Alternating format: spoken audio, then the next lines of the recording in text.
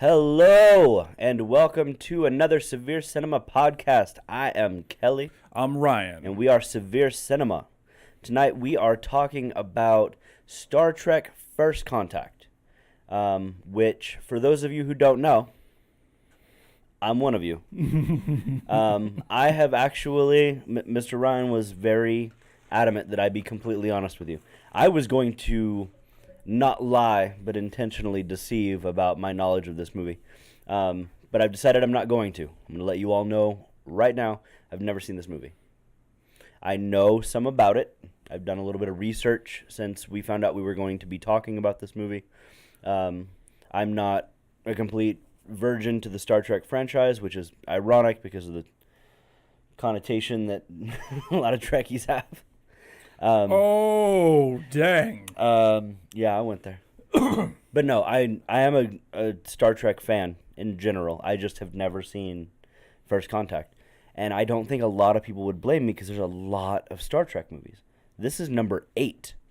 We're literally about to talk about the 8th Star Trek movie, and it's not even the last one. So I don't feel that bad that I haven't seen it. I'm going to go ahead and I'm going to throw some stuff out that I do know about it. Not everything, because I need to save something for the rest of the podcast. I know that it was made in 96. And one thing I did know before I did research is that Jonathan Frakes directed it. Commander Riker directed this movie and the one after this one. Which was it? Nemesis? No. But if you say Insurrection. There you go. That's the one. Yeah. So he directed both of those. And let's see, what else do I know about this? I know it's Borgish. Like, I know it's about their battle with the Borg. I know there's some time travel involved. I know this is where Picard's famous I will make them pay scene is from this movie. What else do I know?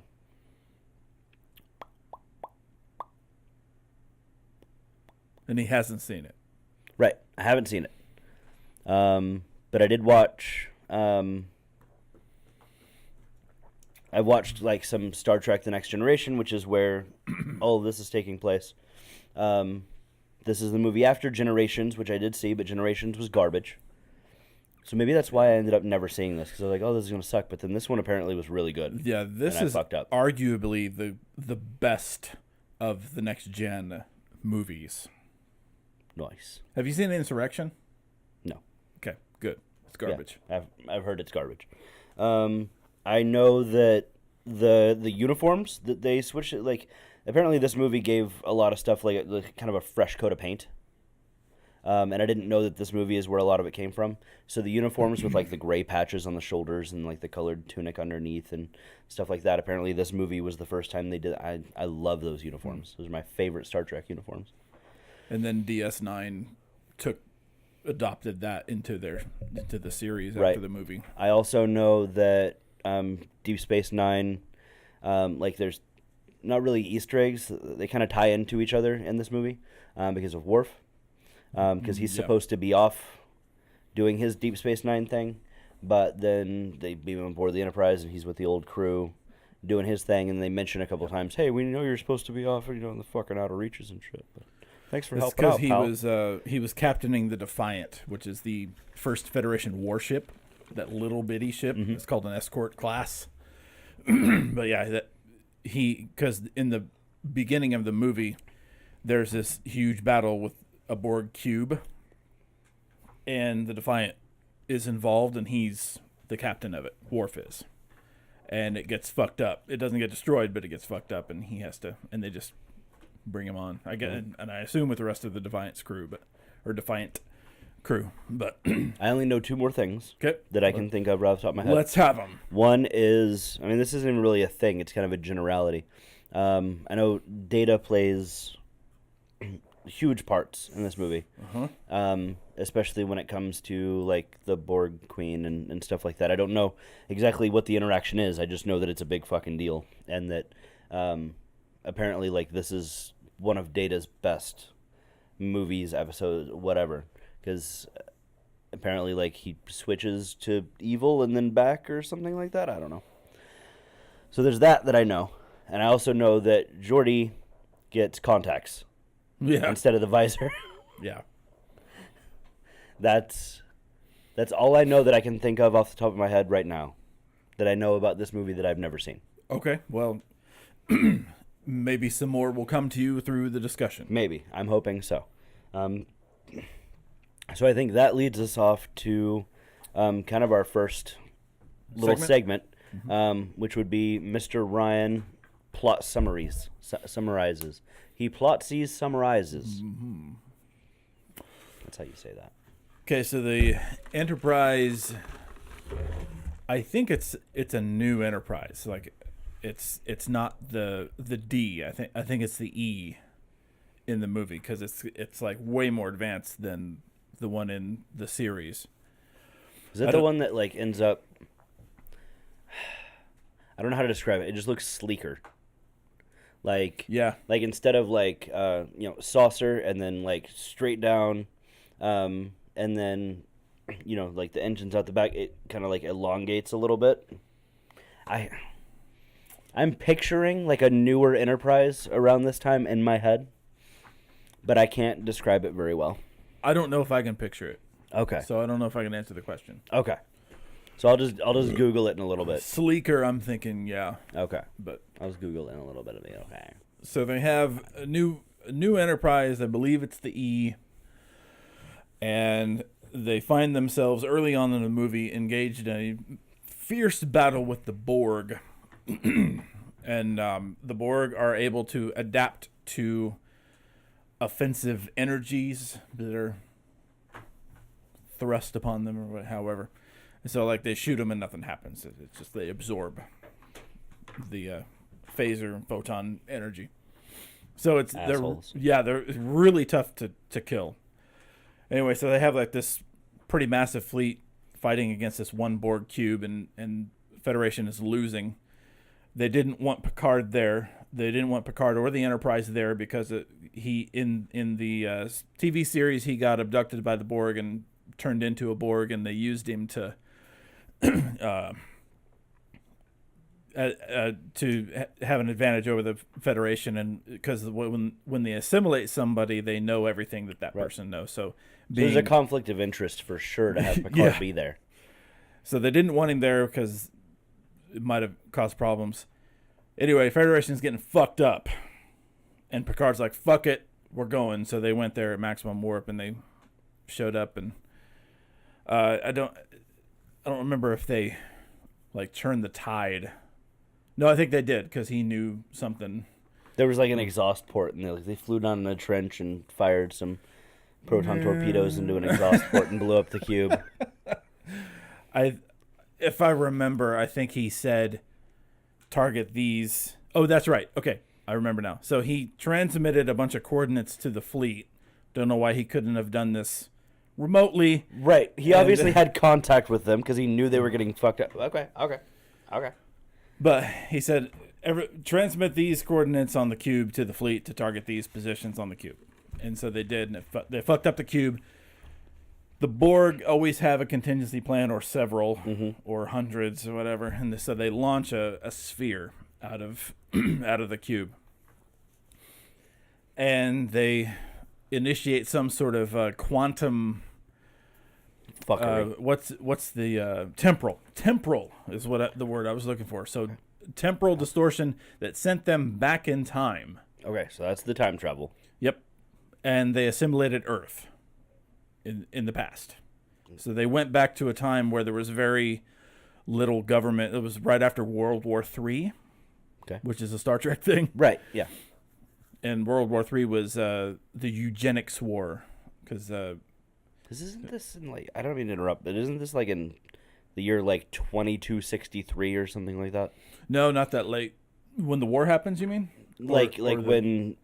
When the Next Generation is taking place. Next Gen takes place in like 2350 or something. 23. The 24th century. Okay. So the Borg go back in time in this little sphere, escape pod thing, and they assimilate Earth. And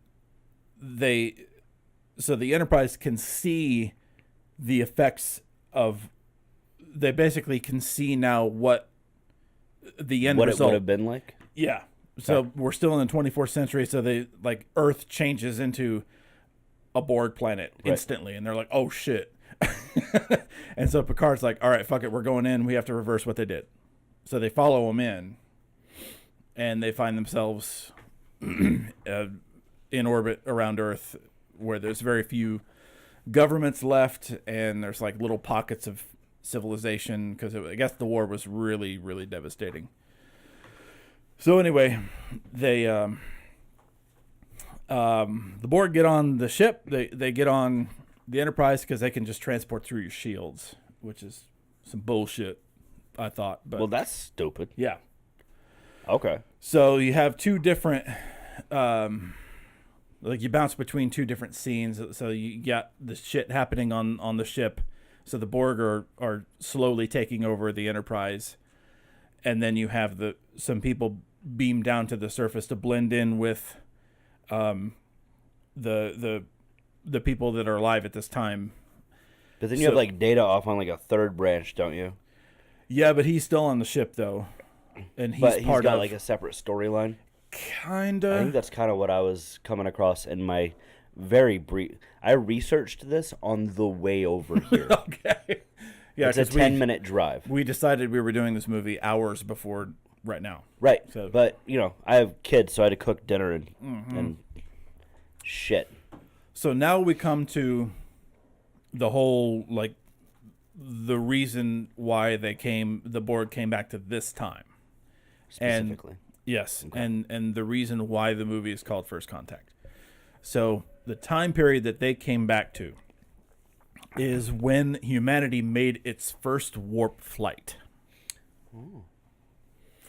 And it was a man named Zephram Cochrane who did most of it. He had help, but he was the pilot, the engineer that made the ship, the first Earth warp ship. And so there were Vulcans in the area, Okay. and they detected the warp flight.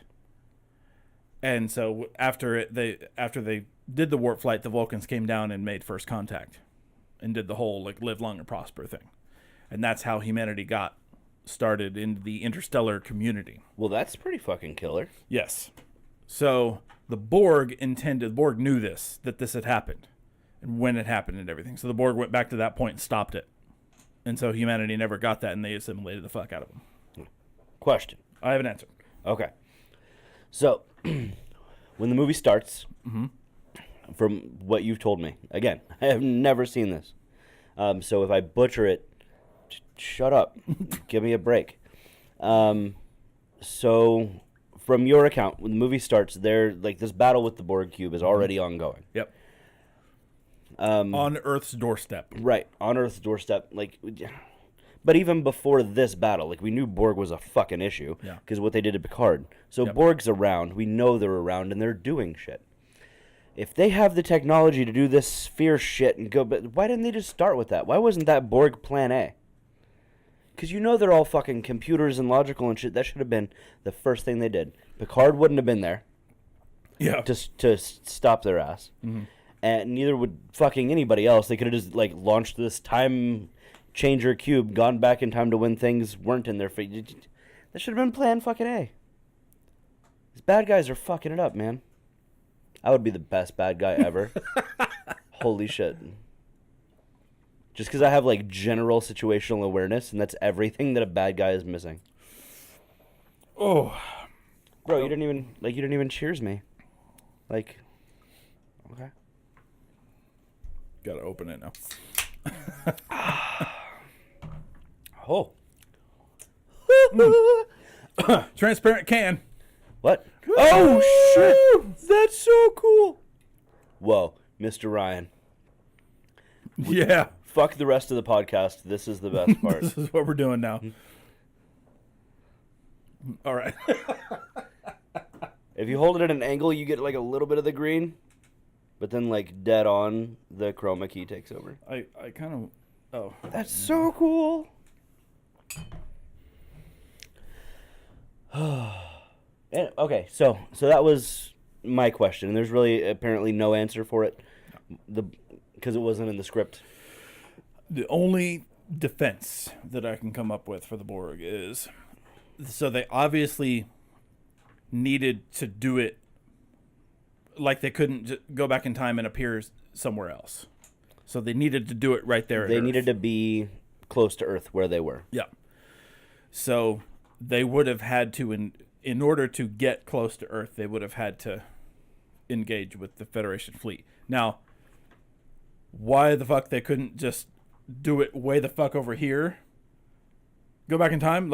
Okay, well we got a little ways to go, but we'll get there. Right. Yep. So. Or even at the very least, this is an ongoing battle at the beginning of the movie, like we said, and they are fucking up the Federation fleet. Mm-hmm. Like they're hard. Just hard. Mm-hmm. So, like, just launch your little fucking spheroid at the beginning of the battle. Don't wait for reinforcements to come and turn the tide and have it be the backup plan. Get to Earth where you need to be, and then just launch your fucking spheroid thing. God, stupid Borg. All right. So now we know about Cochrane's first warp flight. So the Borg attack they get into orbit, they find the camp where Cochrane is and where he's building his ship, and they just open up on it. They just start firing down from orbit. So that ship is just gone. Like, No, they just destroy it. It gets damaged, but they don't destroy it. They kill a lot of people. They kill most of his helpers. I assume that's where they fucked up, was not completely destroying it. Yeah. So they killed pretty much everybody that was helping him. And so who do you think takes over to help him? Let me think. Picard is still on the Enterprise. Yep. He doesn't go down. He's not on the away team. That's right. Riker? Worf? The away team. The away team. People from the 24th century. Yeah. Oh, I thought I was doing specifically people. I was like, oh shit, I don't watch the movie. Let me try. Was I right? Yep. Riker's part of the flight. Who was the other one? Was it Geordi? Because there was two of them in there with him. I can only imagine Geordi would have stayed on the ship. What about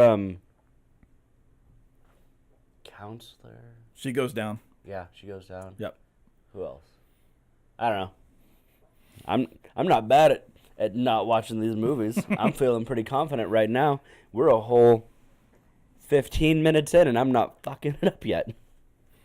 So you can imagine Worf and Data would need to stay behind because they wouldn't be able to blend in and right. Any other aliens. But you can definitely tell that Data is human. Like, that part of his android, he looks normal. With his yellow eyes. Yeah, with his yellow eyes and his skin made out of white paper. Porcelain. Yeah. Anyway, I've interrupted again. So the Enterprise away team helps Cochrane repair and fly his ship for the first warp flight, while Picard and everybody else fight with the Borg on the ship. Now, you mentioned Data having his own little arc in the movie, and that's true. So he and the Borg Queen... So the Borg Queen has a certain fascination with him. And so she wants to... and he has an emotion chip, by the way, at this point. So he can start feeling emotions. He can emote now. Yeah. Gotcha. So she ends up trying to convince him to, like, embrace Borgness. Right. And he won't budge. And so she starts... she's got him in this chair thing, and she can activate his emotion chip when she wants to. He doesn't have any control over it anymore. She even, like, takes off part of his skin and puts on some cloned human skin, and she blows on it, and he gets goosebumps on him. That's pretty cool. Yeah. And so, pretty cool. If you know anything about Data, he longs to be human, so he was just like eating that shit up like a soup sandwich. Right. So I'm gonna pause you right there. Cool. I'm gonna pause you right there. Soup sandwich? Yep. That's the part that I want to clarify on. Okay. This is a phrase I've never heard before. And I think my friends, the viewers, which welcome to the stream / podcast / recording if you're here at this point. The part that I'm focusing on is soup fucking sandwich, Mr. Ryan. Can you clarify? Man. I've never heard that phrase before, and I can't get around it. Well, I'm really surprised because you used to work with someone who was in the military and made it a point to let everybody know that he was in the military pretty much every time he spoke. So, yeah, I still, in a roundabout way, work with that person. Oh. But I've never heard that phrase. I'm surprised he never said it.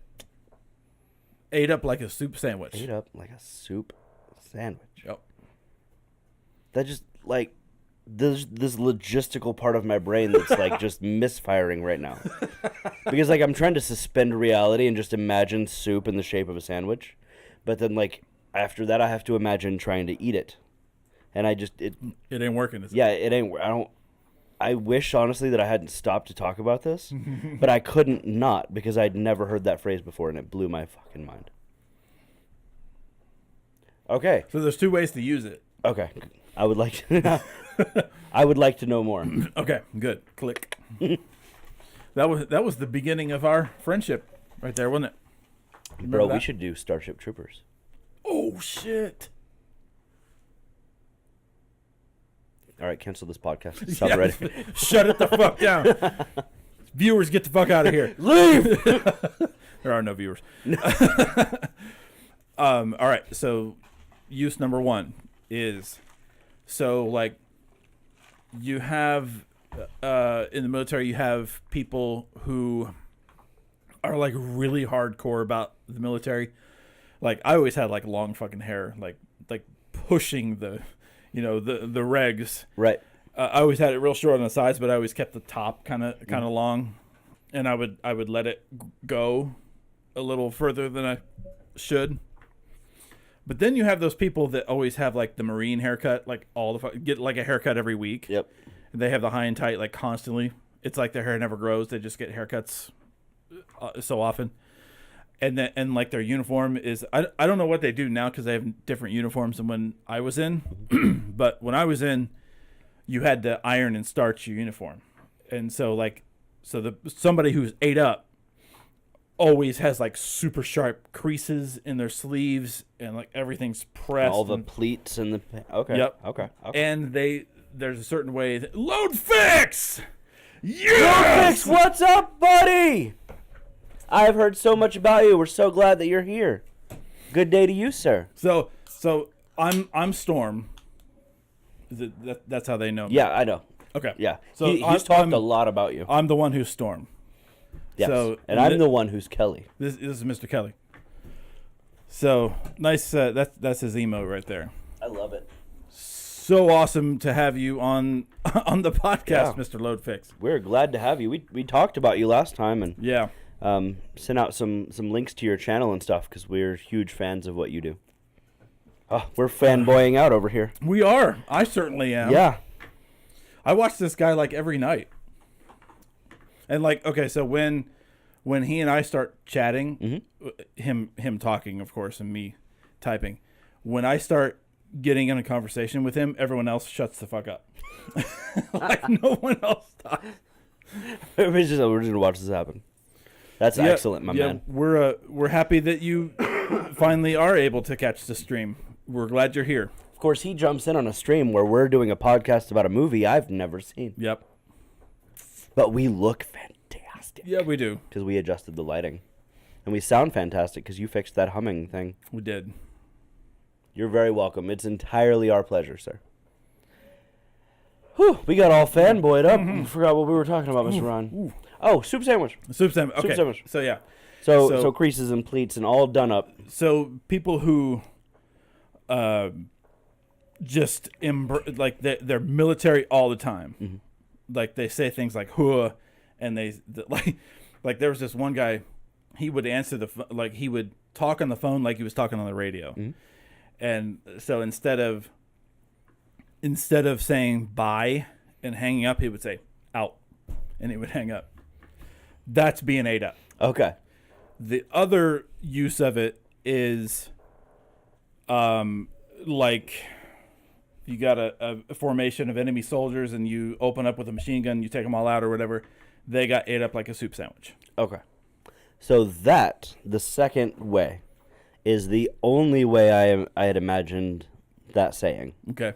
Was something, a group of something or a portion of something just being decimated. That's how I pictured that. So I will only ever use it in that context. Okay. And that's fine. So, Data, patch of skin, goosebumps. He wants to be human because that's Data's thing. Like, he's an android, and that's all he wants. He doesn't want to be android anymore. He wants to be human. And so he gets the goose pimplies, and he ate it up like a soup sandwich. And then that's where we left off. All right. So continue, Mr. Ryan.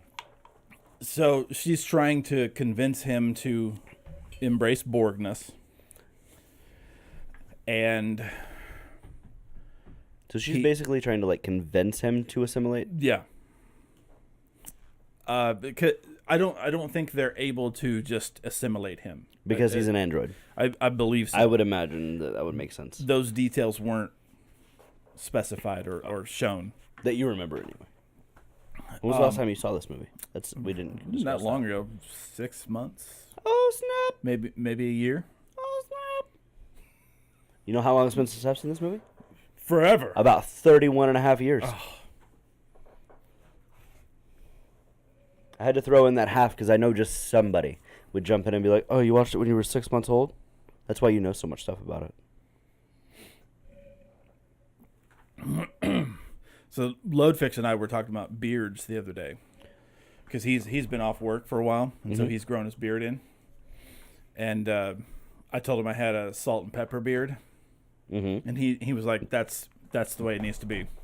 That's what you have also. Dude, I have the Osama stripes right here. So if I grew this out, like, even though I'm the most Irish person you've ever seen, I would be randomly selected at every airport ever because I would have the Osama stripes. But I am starting to fill in the salt and pepper elsewhere in the beard, so I look less terroristy. But, like, my beard has been longer. And when I first started developing gray in my beard, it was just 2 stripes. I think I remember that. Yeah.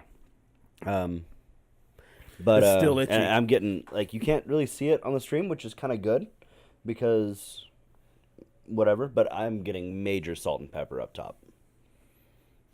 And see, I've got light enough hair that you can't really tell, but I've definitely got some gray up there. Even in I got a lot of chest hair. Like, and your chest hair is gray? Oh, I'm getting them. They popping up. A lot of them. I'm an old man, Mr. Ryan. I'm an old man. It's still fairly itchy. Yep. Yeah, you gotta get past that itching phase. Yeah, I told him it goes away. Yep. Once you get, thank you. Thank you.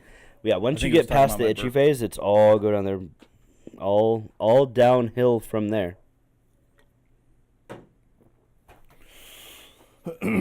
All right. I had interrupted for a 40th time. So wherever it was that you were, please continue. So we were talking about Data and the Borg Queen. Yes. So the Data arc in the movie is just him in this restraint and the Borg Queen talking to him. Okay. Until Picard and the guys take back control of the ship, and they were going to initiate the self-destruct. They were going to just blow the ship up.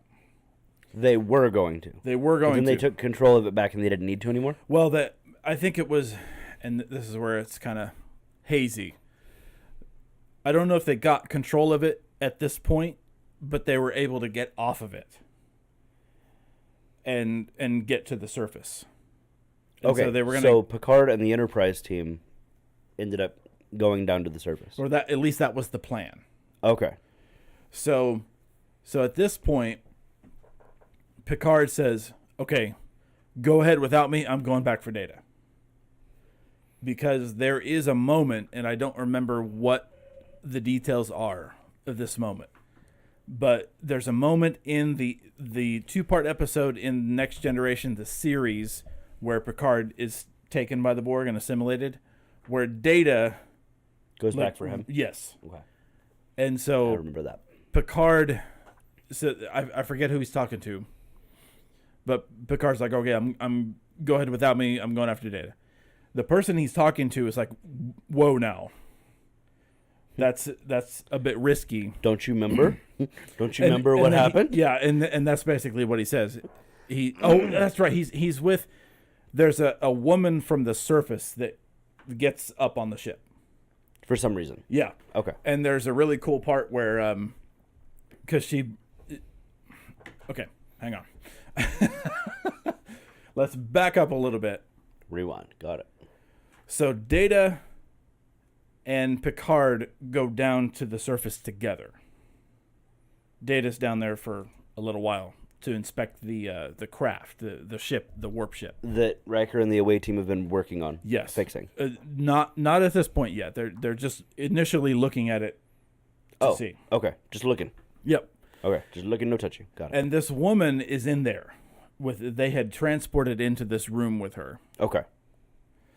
And she finds him, and she has like a Tommy gun kind of a thing. It's like a submachine gun with handles like this. And she like just opens up on him. Oh shit! And Picard's like, "Hold your fire," in the Picard voice. And she's like, "Bullshit," and just like starts, dumping her magazine on him. So Data turns to Picard and says, "I believe I can handle this." And Picard's like, "All right, you do you, man." Okay. Okay. And so he drops like 50 feet. Just. Well, yeah. I mean, he doesn't really take much fall damage. Yeah. And so he lands on his feet, and she just opens up on him, just like on his back. Like, just like half a mag into his back. And he turns around, and she unloads on him again in the chest. And he looks down, and he goes, "Greetings." I've never seen this movie, but I am picturing Data perfectly doing exactly what you just mimed. It's so good. I'm almost furious that you haven't seen this movie. Obviously, not nearly as upset as you were about Alien. That's true. So anyway, and so she faints because she just dumped 50 rounds into a guy, and he's like, "Hey, how's it going?" Okay. I could see that happening. And so then what leads to her ending up back on the Enterprise? I'm trying to remember. Okay. Oh, okay. So Picard sends her up there to convince her about who he is and what they're there to do. So he says, "Let me prove it to you." So who is she that he needs to prove any of this to her? Because she you know what? I'm starting to lose. My memory's not doing so good. No, you're doing fantastic because your memory is terrible Yep. most days. So the fact that you're telling me all of this information about a movie that I've never seen in such a good way that it feels like I've seen it is phenomenal. So I'm not going to... Do not give up hope. Okay. So I'm not going to commit to the reasons why she ended up on the ship. Okay, and that's fair. I can't remember. And that's fair. And it's partially my fault for asking a bunch of shitty follow-up questions because I'm the one sitting here who's never seen the movie. But I do know that, okay, so when she ends up on the ship, I think she still has her gun. And Picard finally says, "Okay, I can prove that we're on a ship right now and we're in orbit of your planet." And he opens like a little window, and he's like, "See, there's Australia, New Guinea, all these different places," and that convinces her. And she goes, we have TVs too," and opens up on Picard. Not in the version I saw. Okay. In the version that I made up literally right now, that definitely happens. Yeah. But in my version, Picard is also an android, so it does no damage to him whatsoever. Oh, I see. Okay. Yeah. Right on. So about... That was his defense against the Borg, because he didn't want to get assimilated again, so he turned himself into an android so he couldn't be assimilated. Hey, nice subplot. So, Star Trek writers, if you need to know how to reach me, you just go ahead and send me a message and we'll make this happen, buddy. There's another scene with a submachine gun. Is it another Thompson? In this case, with the it handles? is a Thompson because he goes to the holodeck, turns off the safeties in the holodeck, so like as he puts it, even a holographic bullet can kill. Right. And he creates a scene from one of his like 50s detective book. Like Dick Tracy? Kind of, but it's called something different. But yeah, it's kind of like Dick Tracy. And so he creates a scene to where there is a Tommy gun, so he can get it. And the Borg come in there, and it's funny because the doorman or the guy that the doorman When on the when you holodeck. go into a club, yeah, it's the guy who played Neelix on Voyager. Nope. Okay, Not clicking. Not clicking in my brain pan. Trekkie fans out there, Neelix, the actor who played Neelix, is the doorman for the club, and the Borg come in, and he's like, we have a strict dress code, so you guys need to get out of here right now. And they try to scan him, and he's like a hologram, so then just ignore him. Right. So, anyway, the Borg go in there after him, and Picard takes the Tommy gun and just blasts him.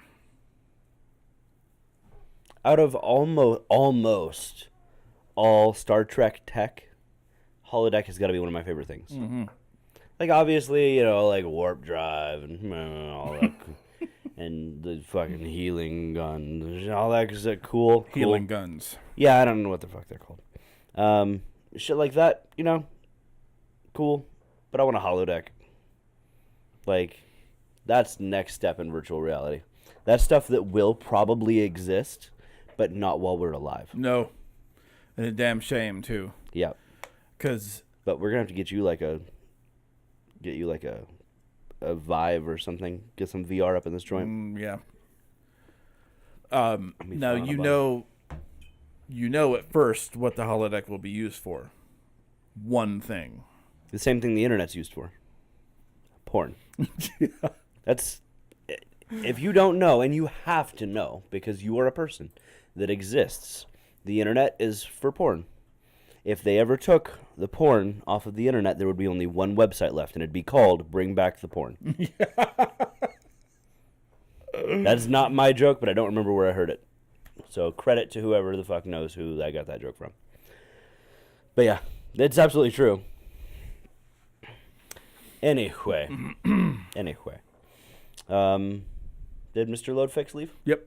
Everybody's gone. Oh, we have somebody pop back in. Welcome to the stream, or back to the stream. Any slut. What were we saying? Nothing really. Oh yeah, because you had just finished up the story where Picard blasts all the Borg with the Tommy gun in the holodeck, and then I said that I want a holodeck. Yep. It's your favorite.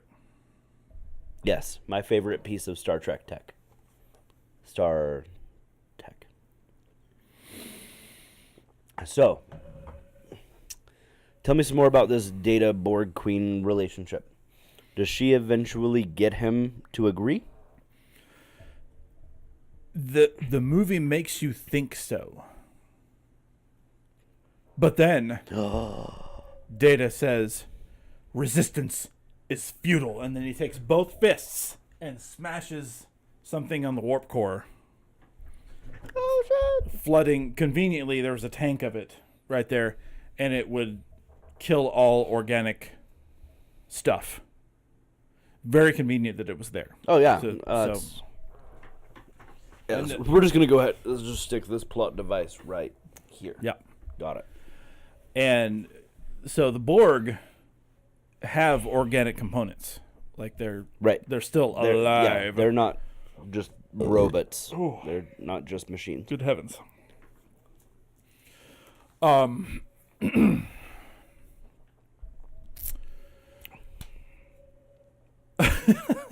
Playing with the green screen again. Mm-hmm.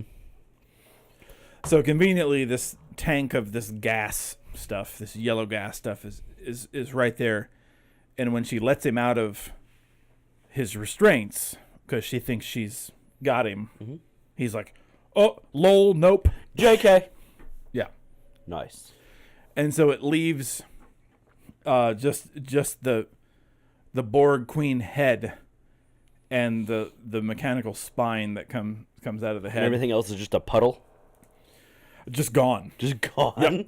Oh shit. Just not there. That's even better. It just disintegrates into nothingness. I think like the armor and the parts of the body were still there, but okay. So then Picard comes down from his perch because he needed to be protected from the gas. Right. So he comes down after it clears, and like the Borg Queen head is like moving and twitching and shit, and he grabs it and like Just disconnects snaps it in half. Yeah. And he does so like I don't even know how to describe it. Like it's moving and he grabs it and he's like holding it and it's moving and he's like just like real quick. Like effortlessly. So yeah. So that's so anyway they of course retake the ship because now the Borg Queen's dead, and they figure out a way to get back to their own time, of course, and everything's just fine. They didn't alter it anyway, and even though they were next to zero consequences, severely contaminated the past with their presence. Now, but that's if you don't consider time like a pretzel. Have you seen Kate and Leopold? Yes. So you remember when he's talking about time being a pretzel? Right. It's not just cyclical, it's looping. Yeah. Yeah. So if you consider it like that, they always were there. That's how it... That's the reason they got there in the first place. Yep. It's the reason the warp drive got instituted in the first place. Yep. If you think of it that way. Yeah. Which I can, because I'm pretty up to date on my time travel theories. And that's I blah blah blah blah blah blah blah blah. I have a podcast and I can't speak English or talk whatsoever. That's a problem. And you haven't seen Star Trek First Contact. Right. But I did think that earlier when you told me about the time travel and stuff. I thought to myself, I wonder if them being there is the whole reason the warp drive got working in the first place. And apparently, that's a big maybe. Nice. So if you were in the Star Trek universe, you would be a quantum theorist. Or no, temporal. I always get the two mixed up. Temporal theorist. Which I might be. You might be right now. I mean, it takes almost no qualifications whatsoever to be a theorist. Mm-hmm. I'm going to put that shit on my resume. Temporal theorist. All right. All right. What other questions do you have? Let's see. Is that how it ends? Like, is that the end of the movie where he, like, snaps the Borg Queen's neck? They retake the Enterprise. They altered the timeline none whatsoever. Everything was copacetic and yay, and they just move on with their lives? Nice. Yep. Nice. It's so good, though. Oh, I believe it. Yeah. Like, I did it an injustice by paraphrasing it so much, but I haven't seen the movie. I'm sure it was great. I've heard nothing but good things from fans. So in 96, for most of 96, I was 15. I was 9/10. And I was a huge, huge Star Trek Next Gen nerd. Nice. Like, that was my jam. I would draw Star Trek pictures. So, yeah. My man. So, I went to see First Contact in the theater in 96. And it blew my fucking mind. Like, because I had seen Generations and it was trash, like we talked about earlier. And this was just so much better.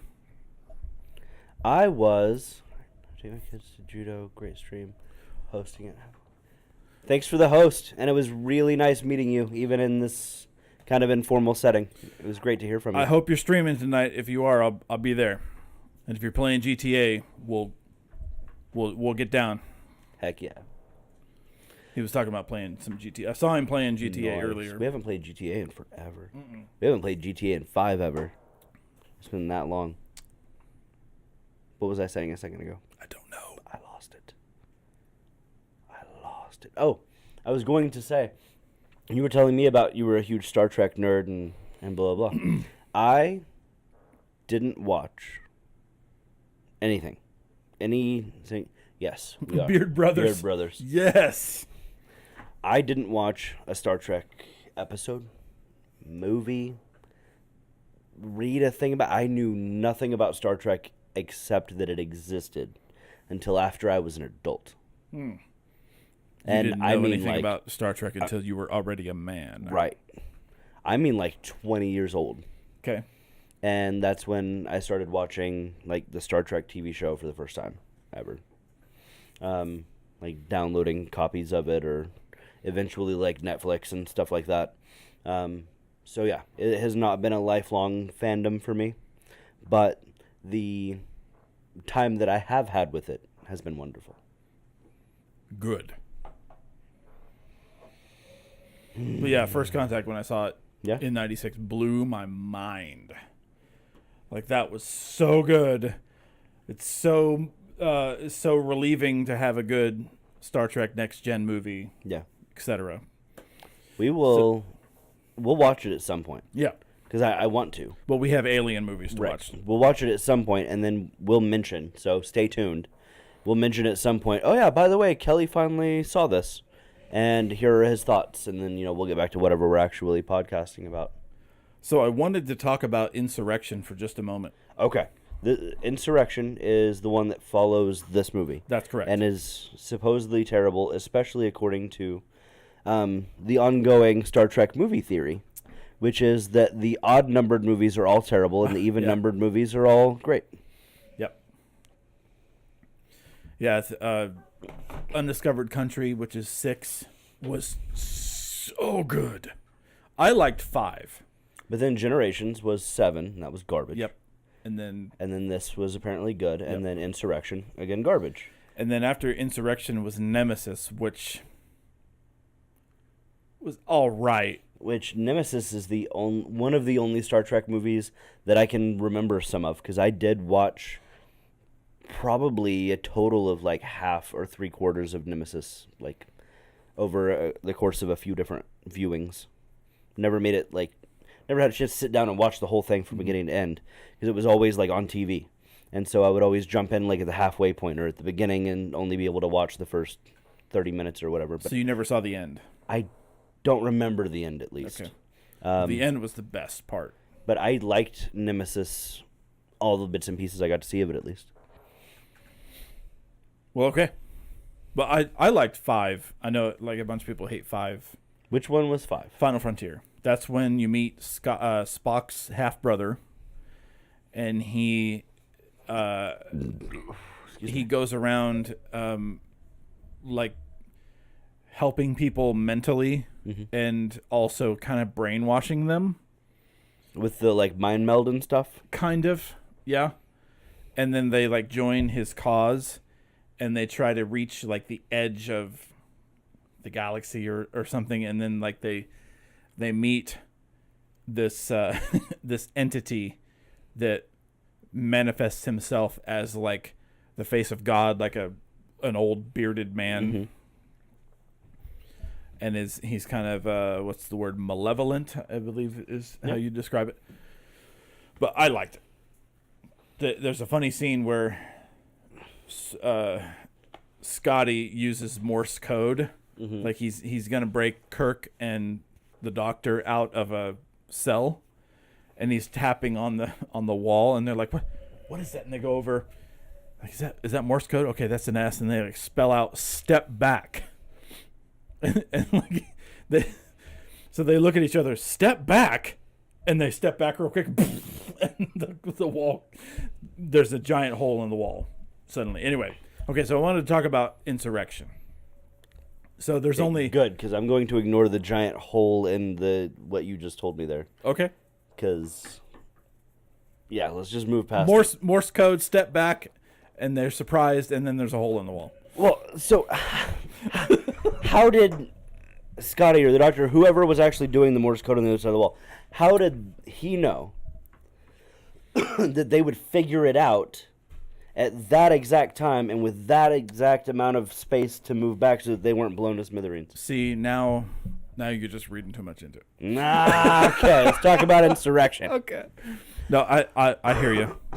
And a lot of the old Star Trek movies are like that. Well, but I've seen that happen in a lot of movies. That's why it stuck out to me. There's a lot of them that's like, okay, is that Morse code? And like it's already been going on for minutes. Mm-hmm. And they finally realize that it's Morse code. And they're like, okay. And then when they start listening, of course, it happens to be at the beginning of the first word that they start listening. And then like it all happens at the exact right time. Like when he first started, it was like please or something. So like they didn't realize it until it was step. All right, so Insurrection. Mm-hmm. So Insurrection has been described as a boring next-gen episode. I had heard that, actually. And I agree. There is one really cool part in the beginning, though. So Data, they're observing this colony covertly. Mm-hmm. And Data, like, something in his positronic brain flips. And he goes berserk and starts like running amok in the colony and exposing them. And they're like, stop him. And like people like run up to him. And there's this one scene where like this dude's like running up to him to like, I don't know, tackle him or something. And Data clotheslines the fuck out of him. Just, and the dude like, feet. Right. Just in the air. Just. Yeah. That's amazing. But after that, shit. Pure and utter shit. That reminds me of... So the new Star Trek movies. The J.J. Abrams, the new Star Trek movies, those three. Yep. We've talked about lens flare and stuff before. We're not going to dwell too long on that. I liked them. I liked all of them. Yes, absolutely. People give them garbage reviews and expect too much and blah, blah. I liked them a lot. But that reminds me of the second one. At least that portion of it, because at the beginning of the second one, the crew is there for whatever reason observing. There we go, not absorbing.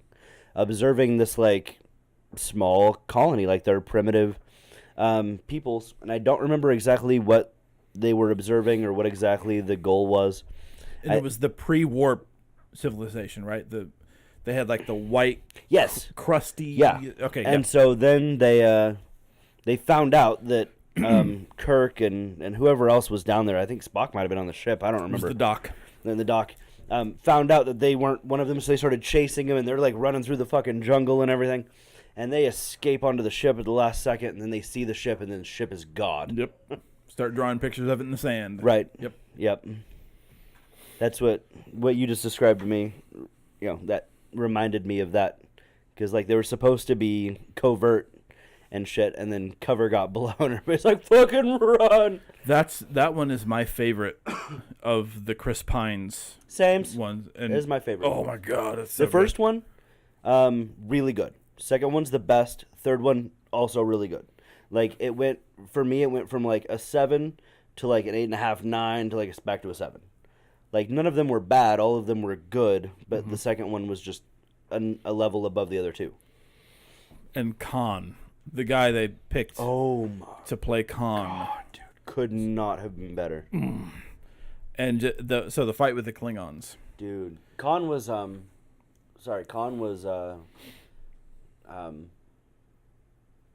Britannis cucumber sandwich, right? Cumberbatch? Yeah. Also, Doctor Strange. Yeah. Brimbledy cumbersome. All right. Yeah, and oh man, cast perfectly. And so the fight with the Klingons, like I had a moment when he took, because he had like I don't know, was it like the ship weapon that he like took off the ship. I mean, it was huge. It was like this big cannon that he was wielding with one arm. Yeah, because it was like at one point the ship or a ship crashed and like he just took it off of the ship. And so he had a pulse rifle in one hand and that thing in his other hand. And he like does a sweep. He sweeped a Klingon with the ship gun. And I'm like, oh. I want to watch those again. Most recently, I watched the third one again. Whoops, it came loose. I watched the third one again recently with the chick, the martial arts chick. Yep. Yeah. Because I think it was like free on Amazon Prime, like the Amazon Prime Video, and it popped up as like free on Amazon Prime, and I was like, okay, I'll rewatch this, and it was still good. The second one is my favorite out of the three, and it's the one I haven't seen in the longest. Because it like never seems to pop up anywhere that I have streaming, and I never seem to think about it when I'm completely legally downloading things. Arr. So always remember to use your VPN. Yes. Because damn. Mm-hmm. Well, that's an hour, Mr. Kellee. Did you have anything else that you wanted to ask me about or say? No, just, well, actually, I did have one quick question. All right. Is this from this movie? Yep. At what point does Picard end up with all this shit on his face? Wait. Wait. It's not. Okay, because I was about to say, I thought Picard got assimilated, like, in the episodes before, not during this movie. Wait, no, it is from this. Okay, this scene is from a flashback that Picard has. Oh, okay. Yeah. Okay. That's right. Okay. I was curious about that, like, this entire time. Because I was waiting for you to say, like, Picard. Picard had gotten captured. Picard captured, not Picard. Picard got captured again and was, like, assimilated again or something like that. And you never got to that part, so I was like, what happened with all this right here? Up his nose. Yeah. So, about that. So, in the very beginning, before the Battle of Wolf 359, which is Earth. Right. So, somehow. I'm not It sure doesn't how that matter. works. It doesn't Yeah, matter. It doesn't. It doesn't matter. Picard is in his quarters and he's looking in the mirror, and like this metal thing like pops out of his cheek, but he's dreaming. Ah. Yeah. So he like wakes up. He's like, oh shit, yeah. So and he also says, like when the battle's happening and he hasn't gone yet, he says, "I can hear them," because I guess he's still got some Borg essence within him or something. They don't explain it, but he starts hearing Borg voices when the battle starts. right. Okay. Yeah. Okay. And so like when he's having this trouble, he has a flashback to where the Borg queen is like wants his nuts and right. you know. So apparently he knew her when when he was a Borg. That would make sense. That clears up my confusion about that. Okay. I don't think I have any more questions. All right. Do you have any final thoughts? Anything else you want to say? I don't think so. Well, shit, then we're just going to end it here. So, very happy that LoadFix decided to join us today. It was great having you. Anybody who is still this far in the video version of this podcast, thank you for tuning in. And again, I didn't in the last video, but I did in the video before because we mentioned him. I'm going to go ahead and put the link to LoadFix's channel in the description. Mr. Ryan and I are both big fans of his positivity and what he does and the things he talks about. So please go check him out. And hopefully we'll have him on the show at some point. That would be fantastic. He's already agreed to do it. We just need to decide on a time. So we'll make it happen. In the meantime, come and find us on Facebook, Severe Cinema, Instagram. Wait, no, I don't have a Severe Cinema Instagram yet. It's just me. Twitter, @Severe Cinema. Facebook, Severe Cinema, I said that one. Twitch.tv/Severe Cinema if you want to watch these live and join in the discussion like our good friend LoadFix did today. Also, Patreon.com/Severe Cinema if you want donate to our cause and help us get the podcast out there on things like Spotify, Google Play, iTunes, stuff like that. We would really appreciate that, guys. I think that's all I have to say about that. This has been our podcast on Star Trek First Contact. And as always, we'll see you next time.